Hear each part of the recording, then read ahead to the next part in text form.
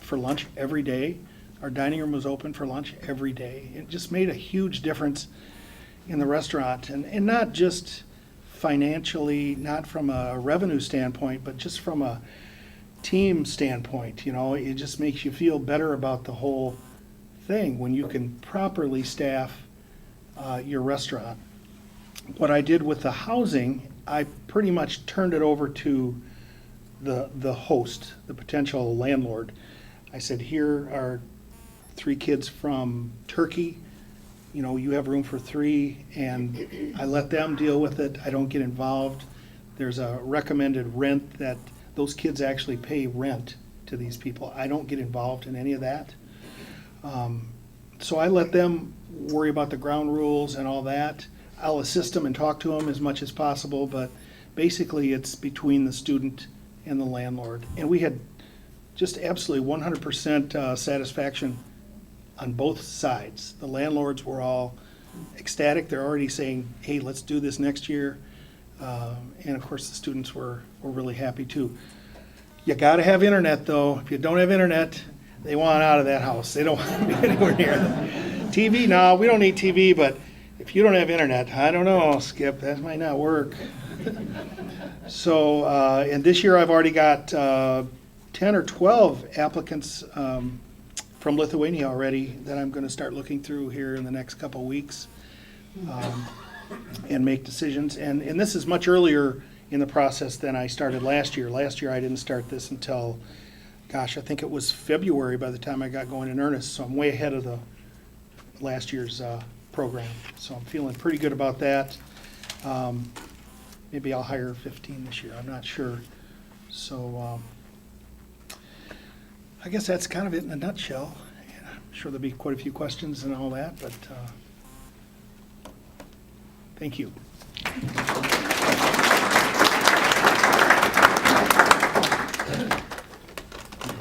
Good morning, good afternoon. Can you hear? Okay.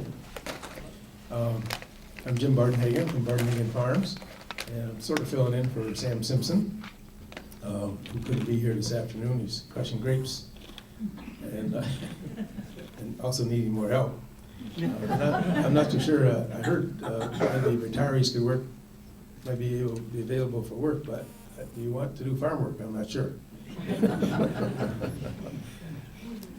Maybe a possible pool there. Certainly labor is an important subject for area businesses and including agriculture. And I'm going to talk a little bit, I have my own farm out here in Suttons Bay, but I'm going to talk more collectively about farming in our area. First I'll talk a little bit about year-round. And year-round, for the most part, the growers and the processors who process a lot of the product that we grow are doing okay with finding year-round labor. The wages are in the neighborhood of $12.75 to $25 range, whereas Mark McDonald and Burger King are in the $10 to $11 range. So there's some good incentive to work there. There's a few issues with people maybe starting in agriculture and finding out that that's not really for them, and so they go to other occupations, but and then the grower is tasked with finding some new people. But in all of this, in the year-round end of it, housing is a key issue. It's really hard to find affordable workforce housing for these families. I know personally at least 2 families working in agriculture that would love to find their own housing, but haven't been able to at a cost that they could afford. Now, seasonal workers is a totally different subject. There we do have tremendous labor issues finding labor. But early this season, the seasonal workers were quite available, much more than they have been in the past few years. And we think it was mainly due to a short crop due to frost down in southern Michigan and mid-Michigan, as well as a number of growers have gone to the H-2A program to get their workers. So some of those folks that previously worked for them came to other folks. Going into the 2017 fresh wheat cherry harvest, and talking myself, I had a good crop. I needed about 4 to 6 more workers than I had in my current crew. And I was getting pretty desperate. At the last minute, a family showed up and was available if I could find housing for them. Well, I checked around quite a bit and with numerous growers to see if they had any of their housing that could be available. And eventually, I found one farm that was had housing available for 1 month before they needed it for their own use. So I ended up renting housing for a family of 7, and but really only got 3 workers, steady workers out of the 7. But when apple harvest came around, we had a shortage of harvest labor, and it continues as I speak. It's pretty tough out there right now to pick apples, but there's still apples on trees that need to be picked yet. The warm weather that we had prior to apple harvest caused a lot of the apple varieties to come and ripen at once, causing a need for getting things off quickly. They have to get off in a condition that will enable them to be stored for a period of time until they're marketed. And a lot of that was in jeopardy if they couldn't get them off fast. And I think a lot of the stuff that's coming off right now definitely wouldn't be stuff that's going to be able to be used or last throughout the winter. Needing to get them off quickly caused a need for more labor than ever at this time. So, and some growers are finishing this rainy, snowy, cold weather, and mainly, and some just starting because they couldn't get the labor. Housing continues to be an issue. Basically, farmers with their own good housing are most likely to get workers. It's like the first domino to fall. If you don't have housing, you're probably not going to get workers, or you're going to get them late or at the last thing, if any at all. Some of the housing from a number of growers are saying that it's getting old and needs to be remodeled or replaced. But building housing, as both of the folks have mentioned, is expensive. And in agriculture, we have some extensive regulations on housing, what has to be put together, and it's fairly expensive to maintain this housing. The Michigan Department of Agriculture used to provide some incentive grants to help build or remodel housing, but those funds dried up several years ago. Wages on the farm for seasonal workers range anywhere from $10 to maybe $14.75 per hour on up to $15. And unless they do some piecework, then they can earn maybe $20 or more an hour doing piecework like picking cherries by the pail or apples by the bin. Now, wages in the processing plants are more of a minimum wage level, which was in 2017 is $8.90, and in 2018 will be up to $9.25 for Michigan. But they do get a lot of hours. A lot of them get maybe an additional 40 hours in overtime, which is 1.5 time because they are considered commercial. 4 growers in my area, and there's a few more outside from here, has actually given up finding domestic seasonal workers and have gone to the H-2A program. And I'm going to explain a little bit about the H-2A program for us here. It's a federal program sponsored by the Department of Labor and Homeland Security that allows farmers to obtain and hire foreign workers legally. Legally is a key word. H-2A program is a very expensive one. It can cost upwards of $2,000 per person right up front. And then the grower has to pay transportation to bring people up to the farm and then back to where they were from, as well as transportation around this area while they're here. They got to be able to get to the store and buy groceries and so forth. And they require, it's also free housing has to be provided to these folks.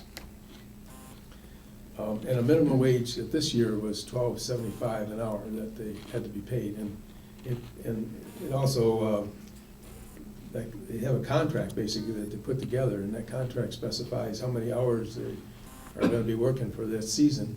And and basically how long they're gonna come and how long they're gonna stay here.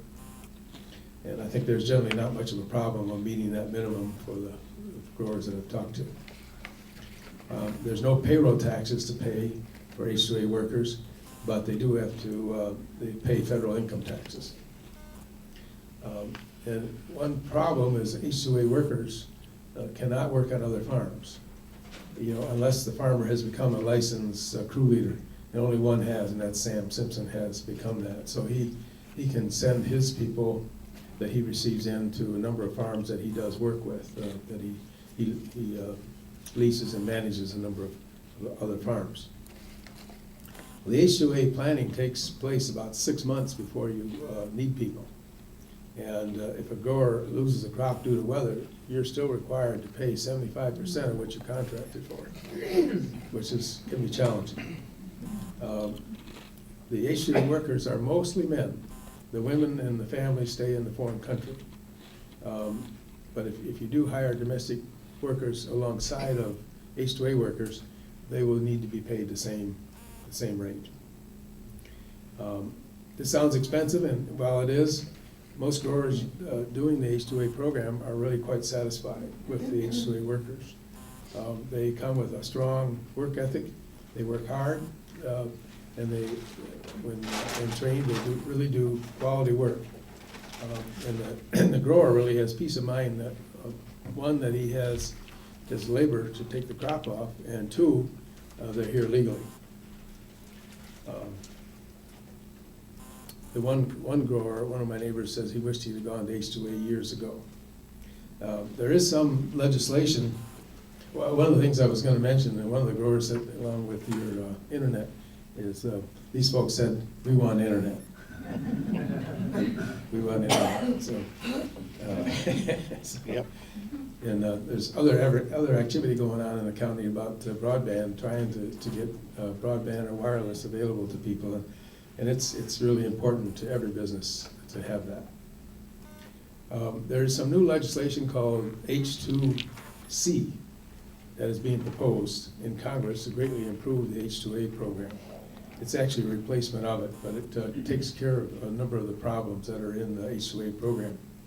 And the ag community is really hopeful that the Congress will get this taken care of before the current administration and the Congress requires what they call e-verification, which means you have to get Social Security numbers verified before you can hire somebody. And if you don't, you basically will not be able to hire people without proper documentation, which is about 50% of our workforce, that seasonal workforce. So that would have a tremendous impact. Now, while I would say that H-2A program has become a solution for labor for some farmers, it does have its other impacts. For example, it has less impact on the local economy than the domestic workers. The domestic workers, they have families that come with them. It's like the one I hired this summer, additional people. There's 7 people with 3 workers, so there's extra 4 people there. They eat and buy. They buy a lot of products in this community, and so that's money that goes to our local businesses in our local area. And they're also putting kids in our schools, and our schools receive funding based on the number of kids that they have in the school.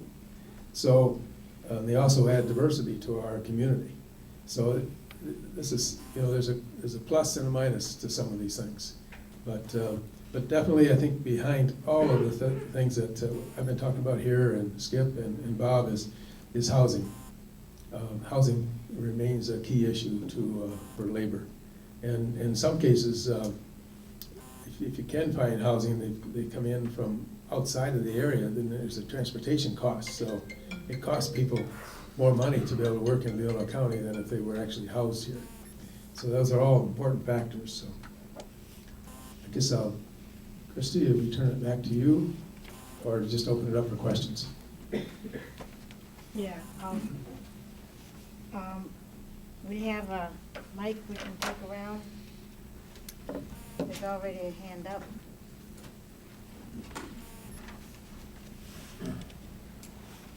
I have heard that under some of the agricultural programs, even though you may have an employee that you've used for several years, it's been hired under one of these programs, they can never apply to be a permanent resident. Is that true? Well, there's problems there. If they've been here illegally for a very certain amount of time, if it's less than 10 years, it's one thing, and if it's more than 10 years, it's another thing. There's different penalties. Basically, they have to go back to their foreign country and then wait in line and apply. And that, and in some cases, they can't come back for another 10 years. Or if they were only here a year, I think it's a little bit less than that. But that's the problem. It's they've been here without proper documentation, so if they happen to get caught, they've got to go back. Or even if they go back on their own and If they're on the 1A program, the 2HA, the H2A program. yeah. I've heard that those people can never apply for an immigration visa. I've not heard Or that. get a green I card. guess I I've don't not, know if that's I've true. not heard that. Okay. They do, there's a lot of folks in the foreign countries that want to come here and work for a season, but they want to go back home. So they don't necessarily want to become a citizen, of the U.S. Skip, do you, just on that J1 visa program, does the employer have to pay the flights over? No, they pay their own flights. Or they do? They do. And They work through these agencies to get all their visa paperwork done, and then they pay for their own And transportation. it's still worth it to them for Yep. wages for the summer? Yep. Okay.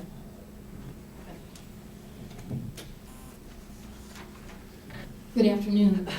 Thank you all very much for your presentation today. I am with Northwest Michigan Works. I know all of you. I'm the business liaison in this county, and I work with businesses, and I hear the same thing every single day, that they can't find workers. I've been doing this job for 31 years, and the unemployment rate is so low, and just in Traverse City alone, for example, on our website where you can post your openings, we can do that at no cost for you. We work real closely, for example, with Kelly on all your job fairs, on all your promotions. We have opportunities for you to come in the center for events called Employer of the Day, where you get a time slot, you pick it, and we do a little advertising. You can also advertise on your own. You might want to do a radio spot too, and then people come and they're prepared for on-site interviews, especially if you have multiple openings. We also have Kevin Benson, you might know, who is our migrant services outreach worker. Okay, he's one of our partners. Some of the things that I agree totally with in terms of the staff retention, some other things employers will put in their job postings with us on the Pure Michigan Talent Connect are things like a mileage stipend if they work more than 20 miles or more, or live more than 20 miles or more away. Employee referral bonus. So if, and some of you may be doing that. I love the scholarship that you've been doing, the dollar match. So things like I said, the mileage reimbursement, a staff referral bonus. I love how you mentioned, an organization, they get 1K if they help in that regard. I had one employer that sent an email blast to all their customers. I thought, that's different. And the whole story was, we trust you, you know about our business. Just so you know, we have openings. This might be a great opportunity for some senior referrals and or people that have had children and are looking to re-enter the market. If you think of anybody, this is what we're looking for, A, B, C, D. So that's just something I wanted to mention. We have a lot of returning vets and U.S. vets that are looking for work. And the problem that I've had is I interface with all these career facilitators that do work with the job seekers, the unemployed, the underemployed, the employed looking for something else. I can't get anybody, except maybe, I can't say in this room, but one person I see, who comes from Leelanau County that's unemployed.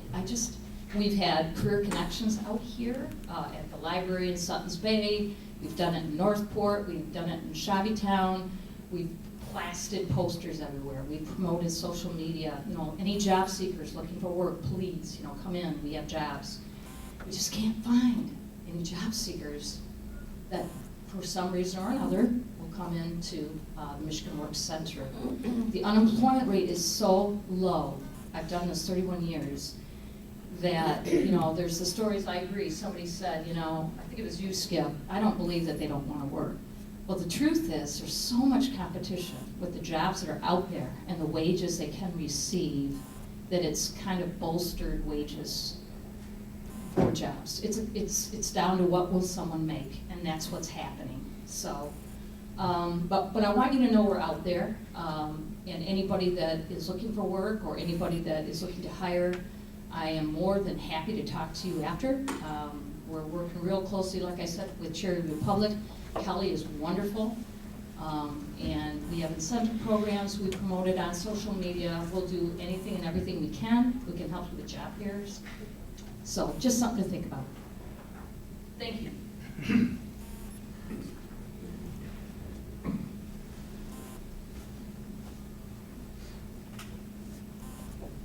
Thank you. Would you please speak to whether zoning for housing has helped you or hindered you in seeking housing, whether it's, is it dormitory that you end up saying, well, I'm going to house my 10 workers in one house? Please tell us more about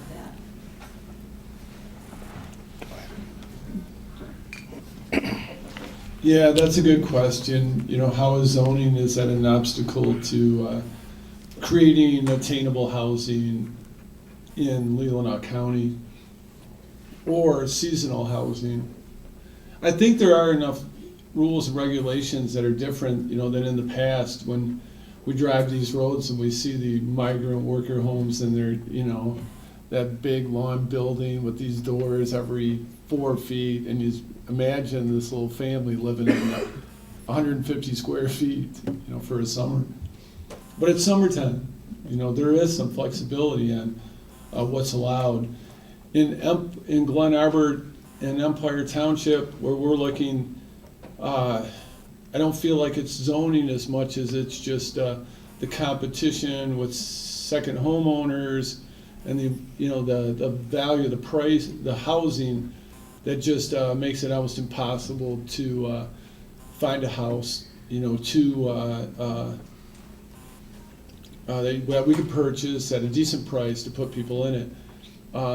In the outskirts, Maple City, we've had some success, you know, finding a house and being able to rent it or purchase a house there. The Homestead does that.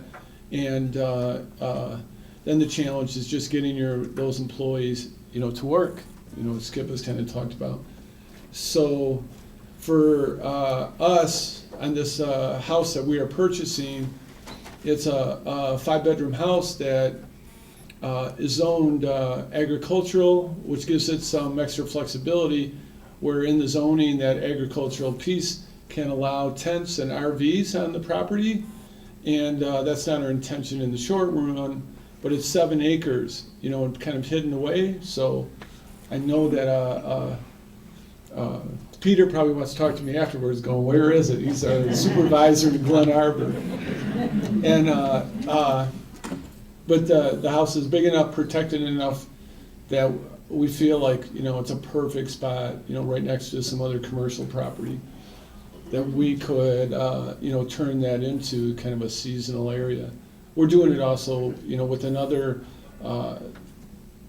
business in Glen Arbor, Anderson's IGA brand, Anderson, so we're co-buying this piece of property. He has used the J1 program last year, so there'll be more J1 Jamaicans and Romanians in Glen Arbor with their smiley faces, because they've been great employees, and I think it's been fun for everybody in Glen Arbor. But this, you know, parcel has requirements of its own, you know, to meet the requirements of the J1 program, and between those regulations and Glen Arbor's, I think there's enough flexibility that we can, you know, make things happen. And so zoning, you know, in the long answer, has not been as much of the issue for us. It's really pricing. Prices. Do you, oh, did you want to comment? Sure. Yeah, zoning, zoning is, or can be an issue. You know, every township has its own zoning, zoning rules. So it gets very complicated. Plus the state is taking a look at how townships can zone for housing and rentals. The state there's legislation in the works to take away the township's ability to decide how they let people rent and such. So that's kind of hanging out there, that's up in the air. But I think there's a lot of uncertainty in the zoning, but I think a lot of zoning ordinances need to be tweaked a little bit to make this type of a situation more friendly, so. Yeah, I would ditto that. So we found in the Leelanau Peninsula Economic Foundation, we've done a survey of what are the barriers for businesses, and the zoning has come up in this regard. The same thing in terms of housing being a problem. We find that there's, some townships allow granny flats or other apartments to be used, others don't. And there's just a lot of things where there's probably some housing in our county that's really not being used, somewhat because of the zoning requirements. And so the foundation, Economic Foundation, is also trying to get some funds together to do actually a survey of the townships on all the zoning requirements.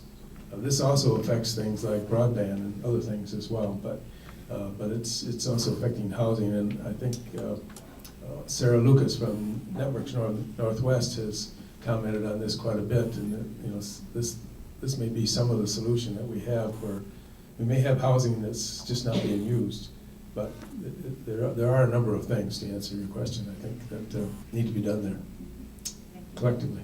We have a question over here. Bob, could you comment on how the situation exists for your other stores? I mean, is it basically the same, or is it unique to Leelanau County? We were short maybe 2 or 3 employees in Traverse City, and then in Ann Arbor, Frankenmuth, and Holland, we were fine. We were fine. Plenty of employees, terrific employees down there. And honestly, Glen Arbor, our Glen Arbor store, we are just fine with in our cafe. Everybody loves to work, around all those customers and around all those samples. We have more difficulty in the factory, locking someone up and saying, bag those cherries. It's a little more work. Yeah, I will mention that zoning, we have a project in Glen Arbor where we're working on, and Peter's involved in this, and the township and the county a little bit, as